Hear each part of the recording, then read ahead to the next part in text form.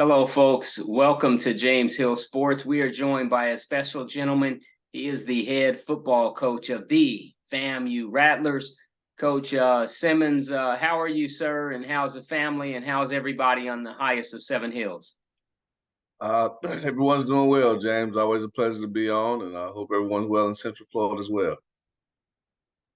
Thank you so much. Let's talk Rattlers football. The SWAC, it's a beautiful thing whenever you can go out, teach X's and O's, and get W's for the fruits of your labor. Talk a little bit about this latest victory and your football team and what you see when you look at your Rattlers.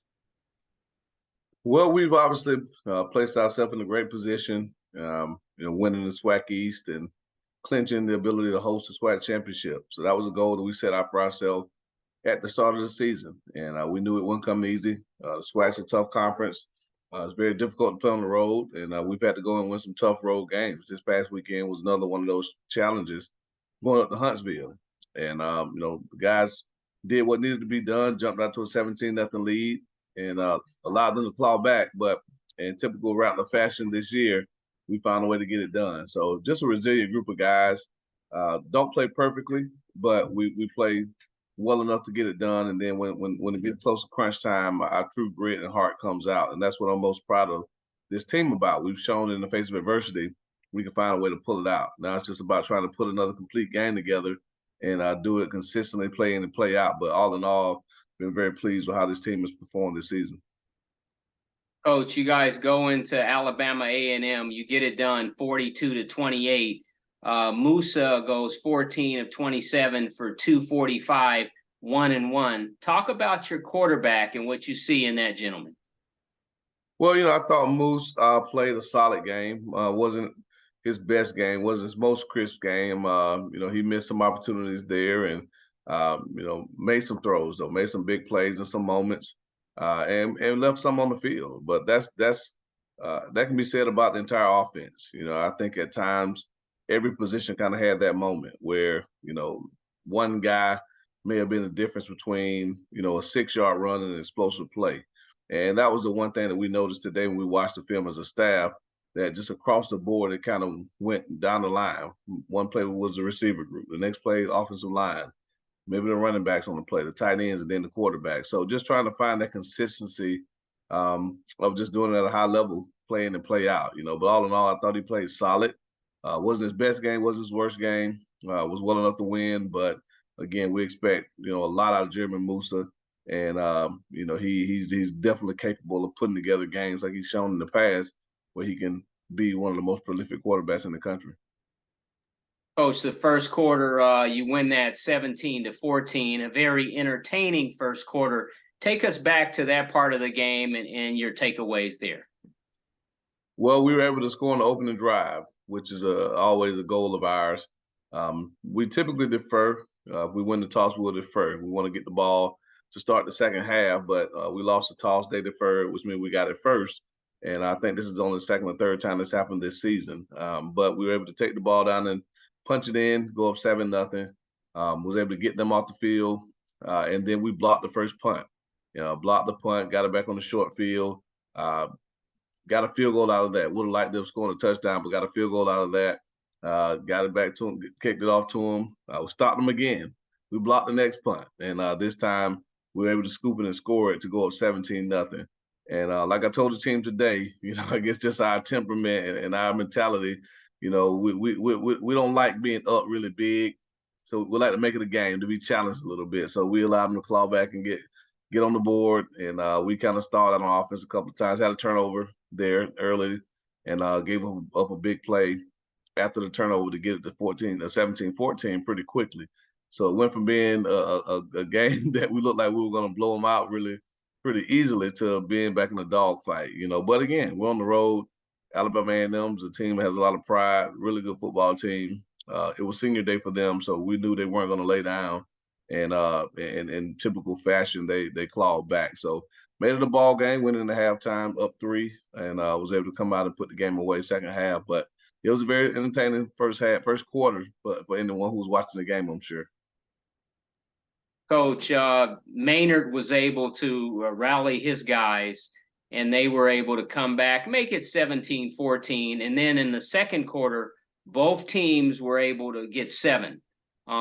Take us into the thought process going into halftime and what that first half was looking like at that point. Well, the halftime message was for me basically that the opportunities that they had, we had pretty much given it to them. We got them off the field a couple of times and gave it back to them on penalties. We had turnovers there, had some false starts on offense.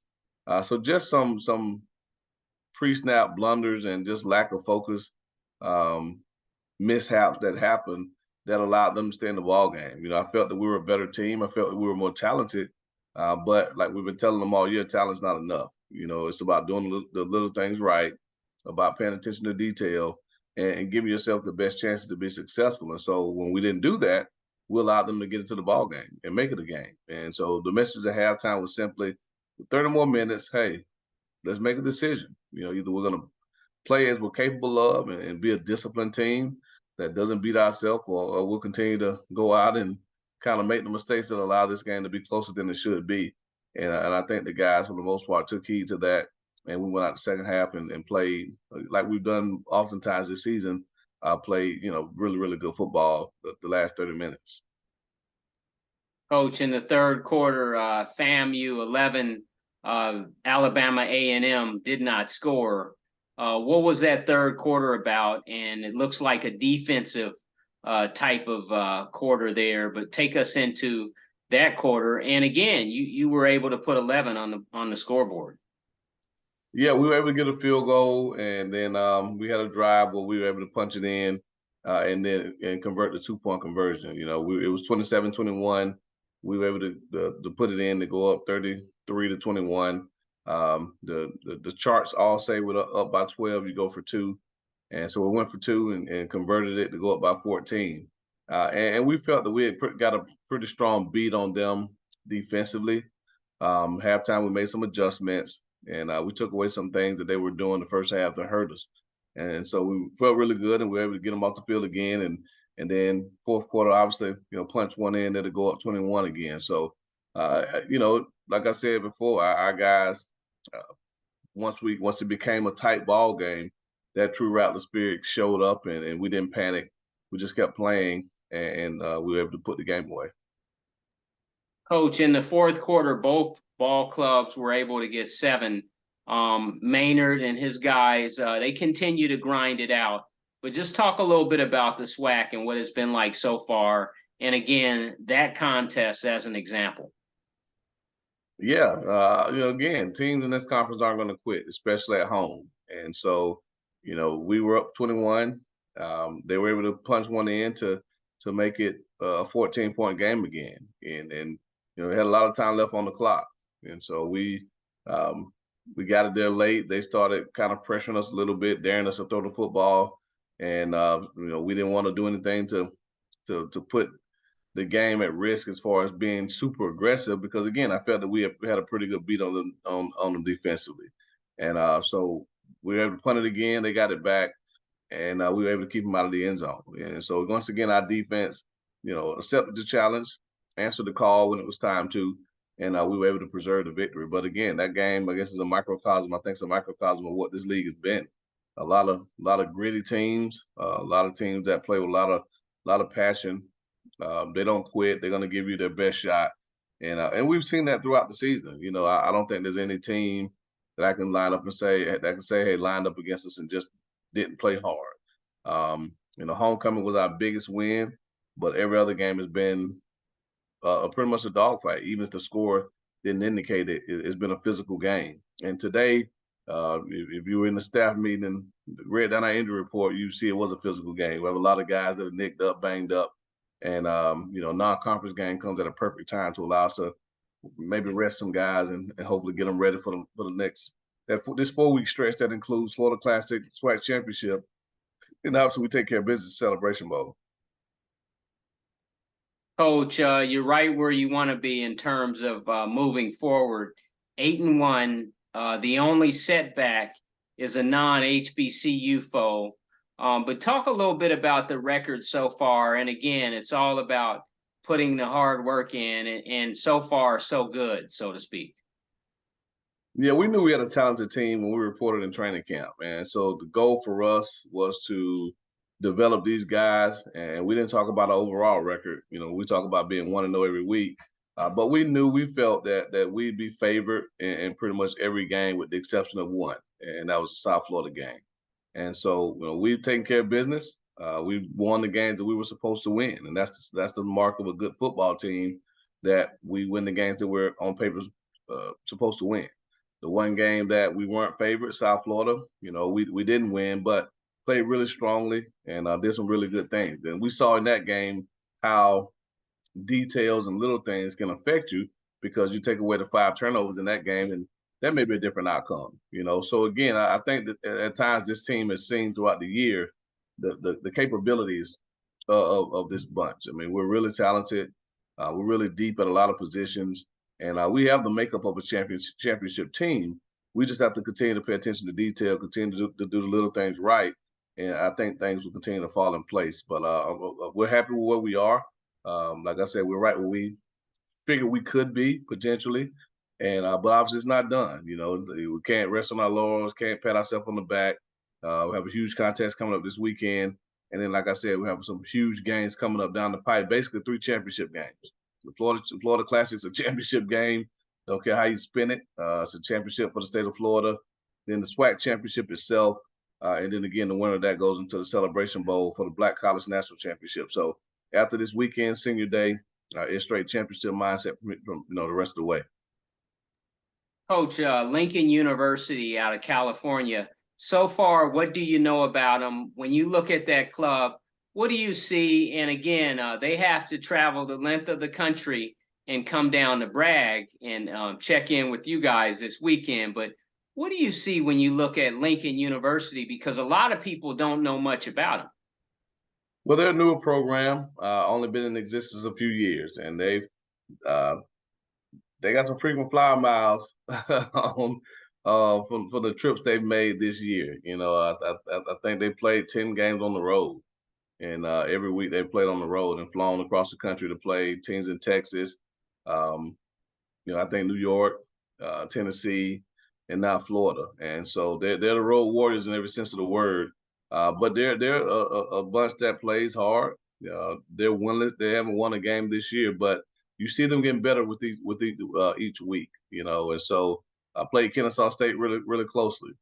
Kennesaw is a team that's transitioning to move up to FBS, and they played them pretty closely a few weeks ago. So definitely a team that we can't take for granted. And I think, like I challenged the guys today, that's the mark of a championship team, is that we don't look at the opponent, we don't look at their record, we look at what we have to do to get better as a football team. There's some things that obviously we have to clean up and got to get better at before we go down to Orlando the week after, and then hosting the SWAC championship game. Because if we continue to play with the way we're playing at times, again, we're living on the edge, and that's dangerous when you talk about championship football. The margin of error decreases significantly when you play against teams that are evenly matched against you. And so you talk about SWAC championship, you're playing the second best team in the conference if we're the best. And then, you take care of business. The Celebration Bowl pits the 2 best teams in Black college football against one another head to head. So, you can't keep making mistakes and having those blunders and mental mishaps and think that you're going to continue to win ball games. So I think this game is a great game for us to work on some fundamentals, some details, and get better at those things. Because again, the next few weeks will be a challenge because of the nature of the Florida Classic. Is an in-state rival game. You could throw records out the window. And then the last 2 obviously are true championship formats where you pit it against the other best team respectively. So got to get better, playing good ball like where we are, but there's still better ball that's out there for us to play. Coach, senior night and the last opportunity for the class of this particular class to play at Bragg at home during the regular season. Take us into that thought process and what that's like for these young men as they prep to play a football game coming soon on Saturday. Yeah, senior day is always a special day. You know, we have a lot of guys that we'll honor this weekend. And of those 30 plus gentlemen, only three, I think, three, if my adding is right, Nick, four. Only four guys on this football team know just like to lose at Bragg. And that's the four gentlemen who were a part of our first class in 18 that are 6-year seniors. Everyone else, whether they were freshmen that following year in 19 or they've joined the team since then, they don't know what it's like to lose in Bragg. They don't know that feeling. And so we want to make sure that we continue that. This is senior day. It's a special day for them. Their last opportunity to play a regular season game on Ken Riley Field at Bragg Memorial Stadium. And so, it's a joyous occasion. It gives us a chance to really highlight the careers of a lot of really, really good football players, guys that have bled, sweated, and cried for the orange and green. And we want to send them off the right way. And that's everyone from, 2-3-year starters like Jeremy Musa, all the way down to guys that have been scout team players and special teams players, or even added to the team this year. A guy like Ricky Murray or Khalif Copeland. So, we got the full gamut. With 30 plus guys, you got everything from guys that have been in the program since we got here to graduate students who transferred in this year to guys who've had major roles for years past to guys who haven't really made any plays for us, many plays at all, other than playing scout team and just being a good team, a good teammate. And so we'll honor all those guys because they all have a very, very vital role to our success. And we want to make sure that that's celebrated by their families, by their friends, by the fans that are in attendance. And we want to make sure we send these guys off the right way. Coach, November football, champions are made, long before the season starts and during the course of the season. But when you look at November football and those opportunities, playing well in the trenches, staying healthy, health and strength, guys taking care of their books as they get into the end of the semester and finals and what have you. And then there's big time games from here on out. But just talk a little bit about the concept of November football and why that's extremely important. Well, just like you alluded to, it's championship football played in November. A lot of teams are in this position now. They're right in the thick of a conference race, the ability to play in a championship format. Fortunately for us, we took care of that in October. But you look at the other side on the West, they're still right in the thick of it, and it may go all the way down to the Bayou Classic, the last weekend of the season. You look at the MEAC, there's still a lot of football to be played in that conference to determine, who comes out of there. So, again, we tell the guys all the time, championship ball is played in November. So the weather changes, it's a little colder, but you gotta be mentally tough to survive this time because this is where it really determines a lot. So for us, we want to make sure that we have great practices, that we lock in and focus, that we understand what's at stake. Our championship games will be played in December, but we want to build a foundation and a lot of momentum in November to carry us to those games. Coach, the winning streak at Bragg Memorial Stadium. Tell the fans a little bit about the winning streak, the number of victories at this point and what that's been like. And you alluded to it. There are gentlemen in your locker room who only know winning at Bragg, which is a beautiful thing. Yeah, you definitely want to take pride in playing at home and winning at home. And that's something that we talk about a lot. Obviously, you're in the confines of your own locker room, playing in front of your home crowd, the Marching 100s there, the student section. I mean, it's a great game day atmosphere, one of the best in college football. And our guys really get up to play home games.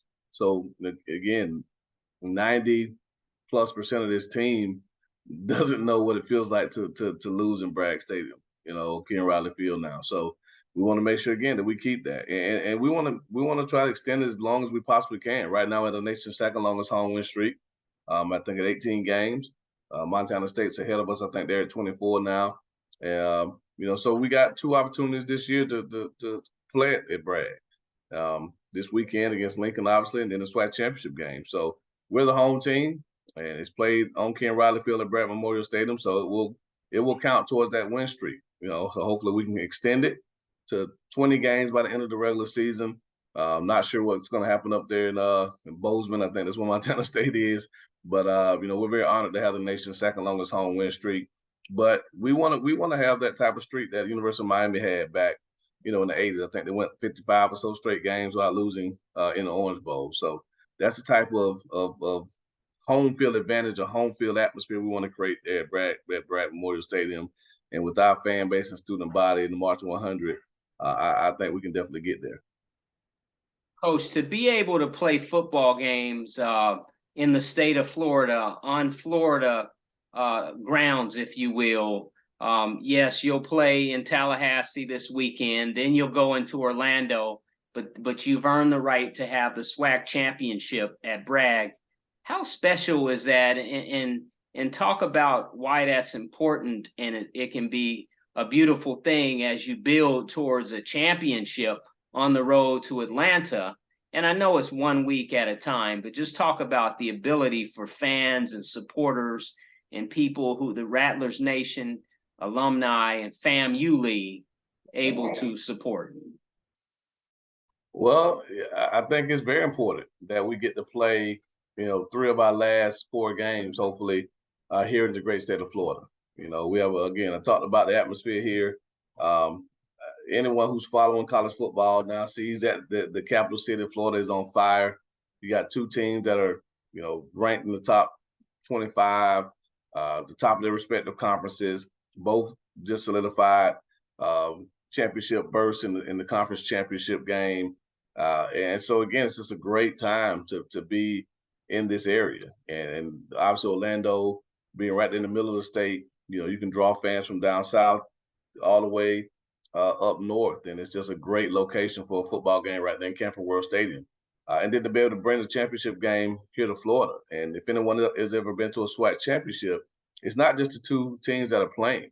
You'll see fans from really everyone in the SWAC here. And that's the beauty of championship games in this conference.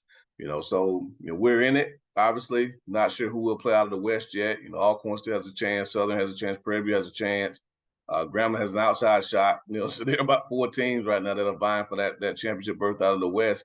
But regardless of who comes out of it, you'll see fans, football enthusiasts from other schools just because they love SWAC football.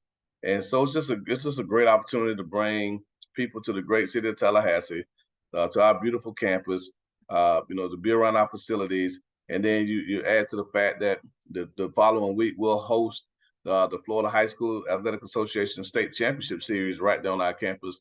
Again, just an amazing time. And just everything seems to be coming together. And we want to make sure we keep that momentum going by taking care of our business and doing the right things on the football field and off.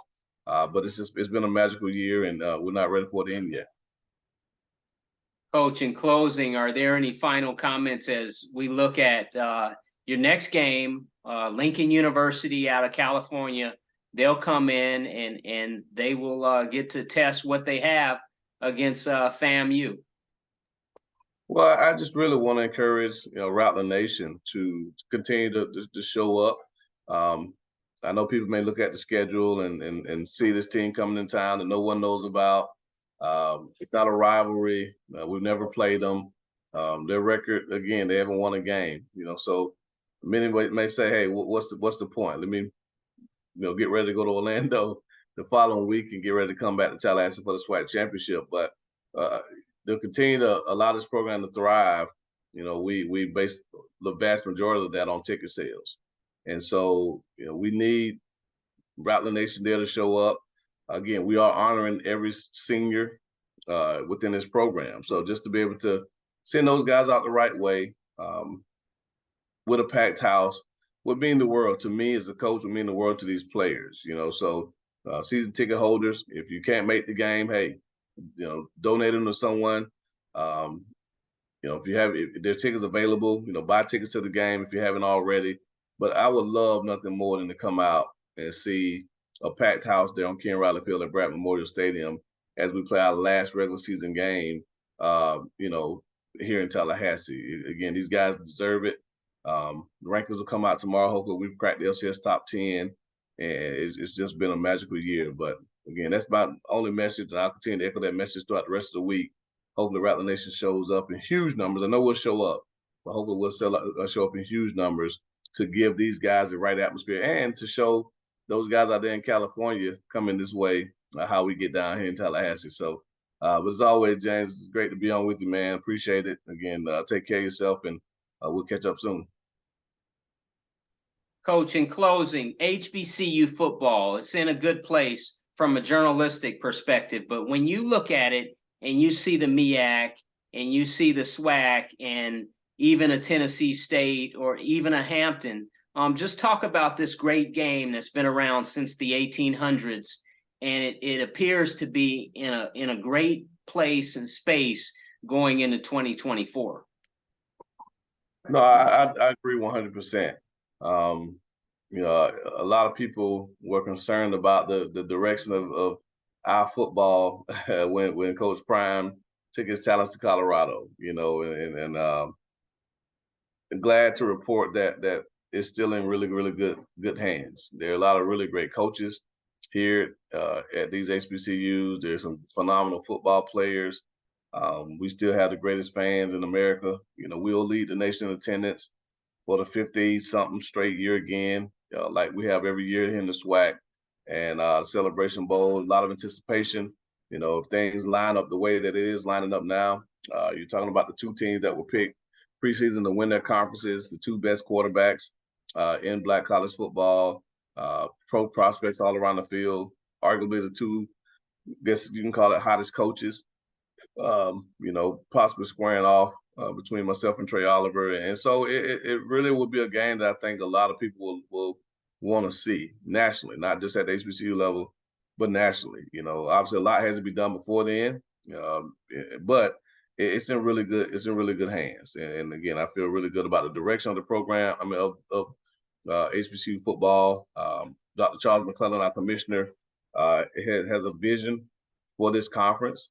And I think Ms. Steels over in the MEAC has a vision for that conference. And I anticipate us to continue to move both conferences forward. And that's always a beautiful thing. And, you know, there's some great coaches coming up in the ranks. And so the quality of coaching, I think, will only increase, you know, not decrease. And the quality, the caliber player will increase as well. So, again, excited to be a part of it. Definitely excited to be an ambassador, you know, one of the leading voices in HBCU athletics. And it's just my privilege and my honor to be able to lead a phenomenal program such as Florida A&M. Well, folks, there you have it from Coach Willie Simmons, one of the phenomenal minds in the game of college football. I'm James Hill. You're watching James Hill Sports, and we will be right back.